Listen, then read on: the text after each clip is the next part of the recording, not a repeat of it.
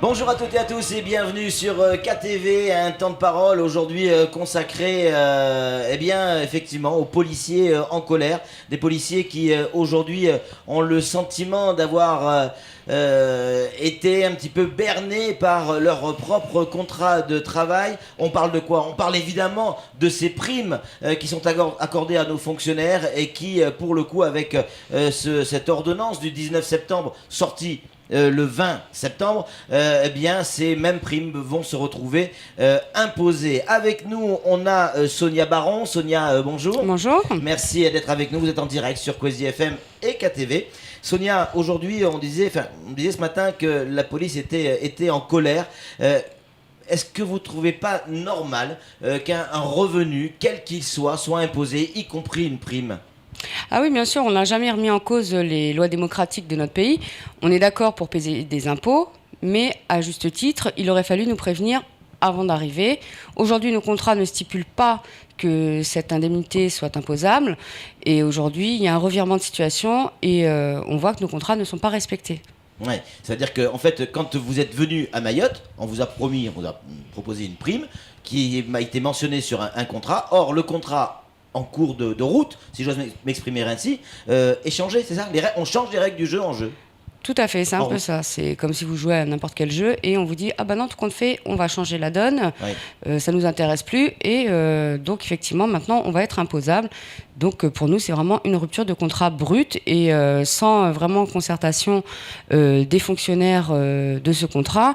Et on a un peu appris par hasard, en regardant Légifrance, un peu comme tout le monde, que cette ordonnance était sortie sur la fiscalité de Mayotte, qu'on ne remet pas en cause. Mais nous, ce qu'on remet en cause aujourd'hui, c'est vraiment la rupture de notre contrat. Donc, pas de problème sur l'imposition, on est bien d'accord. C'est véritablement sur le contrat. Qu'est-ce que ça change? Ça se caractérise comment sur le terrain pour les policiers dans leur vie? Ça veut dire que certains ont déjà touché une partie de la prime? Alors oui, effectivement, certains ont déjà touché une partie de la prime puisqu'ils sont déjà rentrés en métropole, ils ont fini leur contrat. C'est des personnes qui ont investi, des personnes donc, qui n'ont plus cette prime et sur lesquelles vont se porter des montants assez conséquents d'impôts. Oui, c'est-à-dire qu'en fait, là, c'est l'argent de la prime, il a déjà été mangé, mais il va falloir payer les impôts là-dessus alors que ce n'était pas prévu. C'est ça. C'est exactement ça.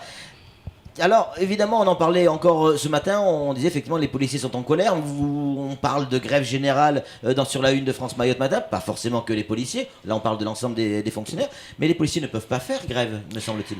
Alors voilà, tout à fait. Nous, on rappelle bien que les policiers n'ont pas le droit de faire grève au vu de leur mission de sécurité de la population, et ce qui est normal. Alors après, on a d'autres moyens d'action légales qui ne remettront pas en cause la sécurité et de la population et des biens. Par exemple? Par exemple. Vous n'allez pas tout nous dire aujourd'hui.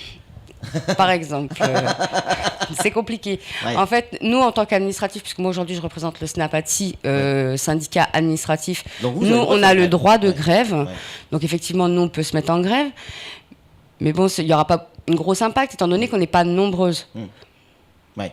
Donc, en revanche, les policiers, ceux qu'on voit sur le terrain, en tenue, etc., eux n'ont pas le droit de faire Ils n'ont pas le droit de grève. C'est des choses auxquelles on réfléchit en ce moment. Quelle action mener tout en restant dans la légalité? Alors, le problème des policiers, c'est le même pour tous les fonctionnaires qui arrivent de la métropole, ici à Mayotte. Est-ce que vous êtes déjà en contact avec les autres fonctionnaires? Oui, tout à fait. On est en contact avec l'éducation nationale par le biais de leur syndicat. Effectivement, ils se retrouvent dans le même bateau que nous. Et on tient aussi à stipuler qu'il y aura aussi le secteur privé qui, eux, comme certaines grosses entreprises d'ici, versent des primes également pour l'arrivée des expats, qui, eux aussi, vont se voir imposer. Oui. Et alors que certaines primes n'étaient pas imposées dans le privé? D'après ce qu'on a cru comprendre par le directeur adjoint des impôts, puisque nous, on n'était pas au courant que également ça se pratiquait aussi dans le privé. Alors, ce qu'on a reçu comme message, Sonia, ce matin par les internautes, c'est que c'est une problématique qui ne concerne que les Mzungu, que les Blancs. Et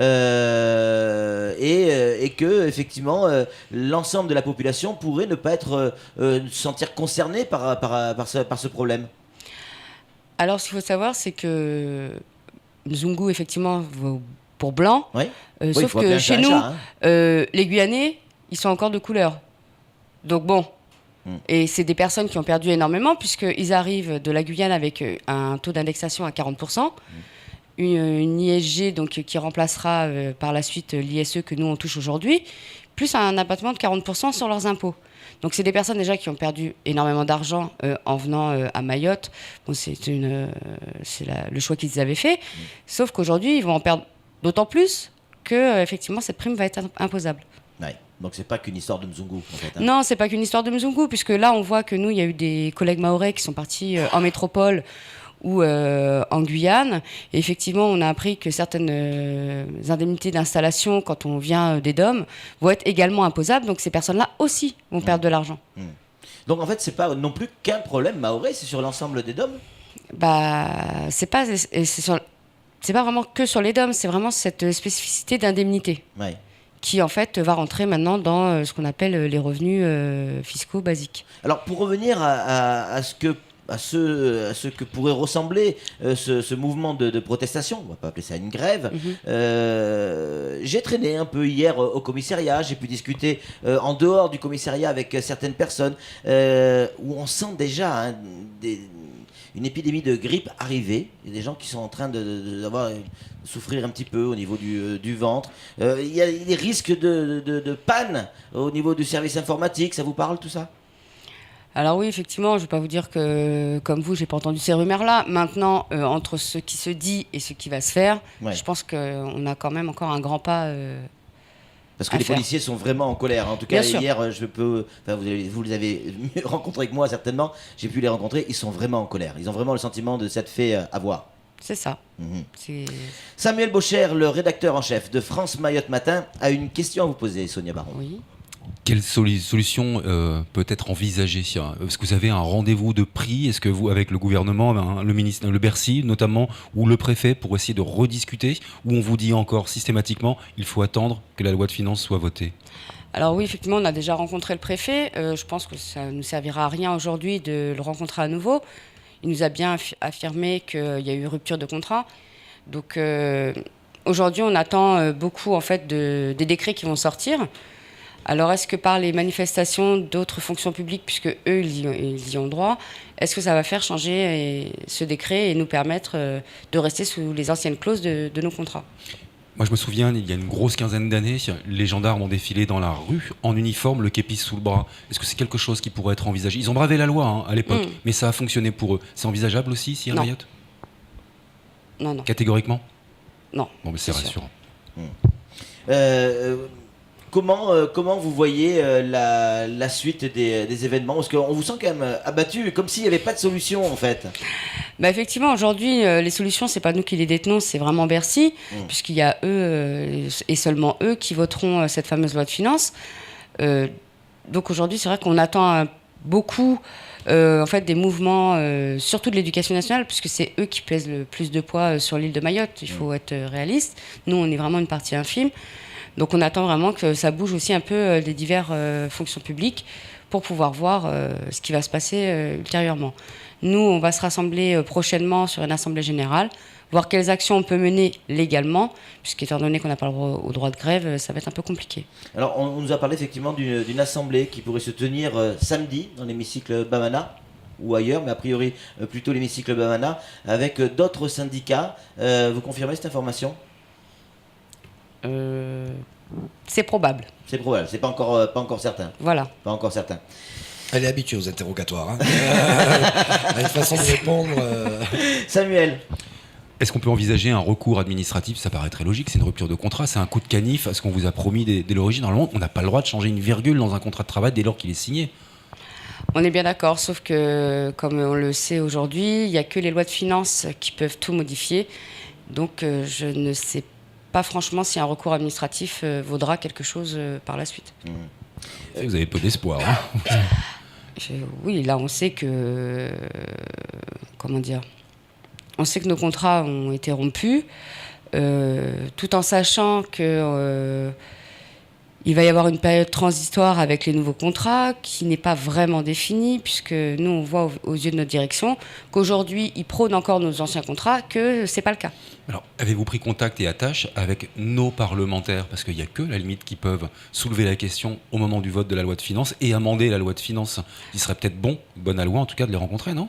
Oui, tout à fait. Donc là, justement, c'est en cours. On a essayé d'appeler les diverses permanences. Donc on attend d'avoir un retour pour pouvoir rencontrer les parlementaires. Vous avez également rencontré le préfet il y a peu de temps, qui vous a confirmé effectivement cette imposition sur vos primes, mais on vous a évoqué aussi le risque qui aurait, ou une autre hypothèse qui aurait pu se passer, c'est revenir 3 ans en arrière puisque la fiscalité le permet. Ça aussi, vous avez eu cette information?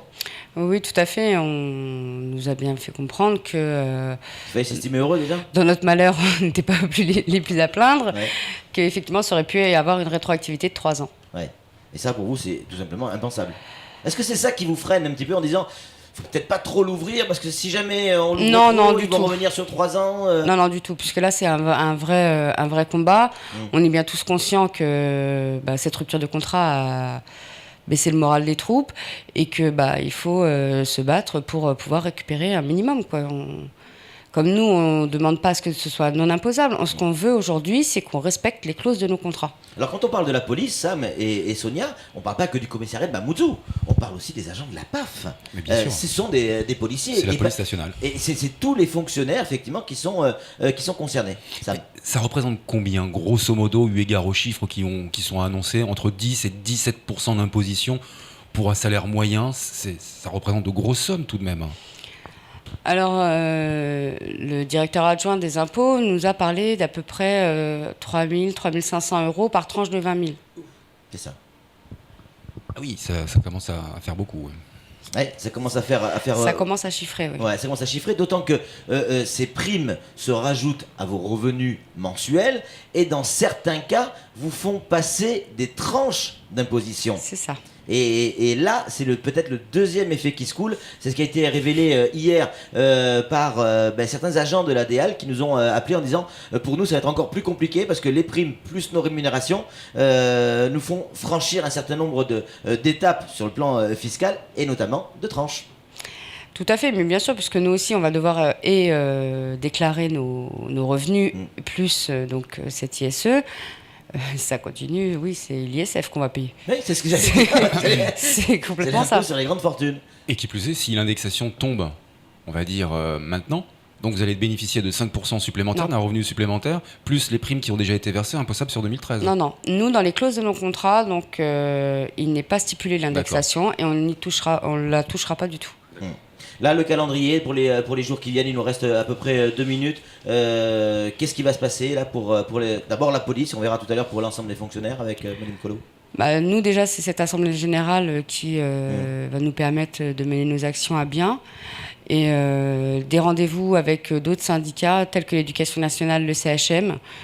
Pareil, parce que le CHM ne sont pas très nombreux non plus en mutation. Il y a beaucoup plus de contractuels que de mutés. Donc il faut essayer de rassembler le maximum en fait, de fonctionnaires d'État pour se rallier à notre cause. Les rassembler, mais pas forcément manifester. C'est là où ça va devenir compliqué, parce que les agents du CHM, eux, pourront manifester, les profs certainement, mais vous non. C'est là où ça devient compliqué.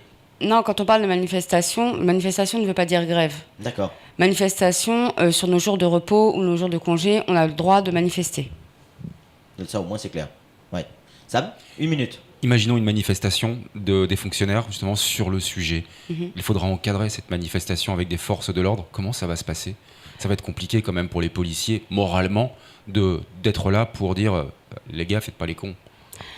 On a déjà eu ces circonstances-là sur même Paris, où est-ce qu'on voit les CRS encadrer des policiers. Il n'y a pas de souci. Nos missions, c'est des missions de sécurité avant tout. Alors oui, il y aura des collègues qui feront le maintien de l'ordre et il y aura des collègues qui auront la possibilité d'aller manifester. En tout cas, on va suivre ça de très très près. L'arrivée du ministre Victorin Lurel, vous y pensez là pour les prochains jours? C'est à envisager. C'est envisagé. On n'en saura pas beaucoup plus pour le moment. En tout cas, merci beaucoup Sonia Baron d'être venue sur notre plateau. On a bien compris la problématique des policiers. Vous allez voir dans quelques instants que la problématique, elle n'est pas que policière, elle est sur l'ensemble des fonctionnaires. C'est tout pour ce temps de parole. Tout de suite, la suite de nos programmes.